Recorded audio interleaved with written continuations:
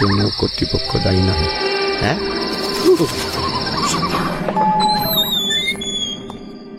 Wow,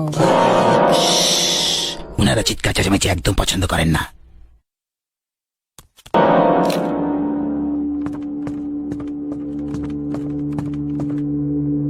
আপনি যাবেন না? গল্পটা আমার জানা। কিরে যাবি না? আয়।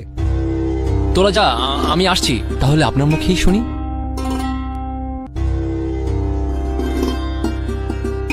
এই বাড়িটি ছিল এই জমিদারের।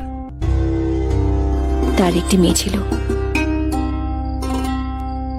সে ছিল যেমন সুন্দরী তেমনি জেদি। সে একটা ছেলেকে খুব ভালোবাসতো।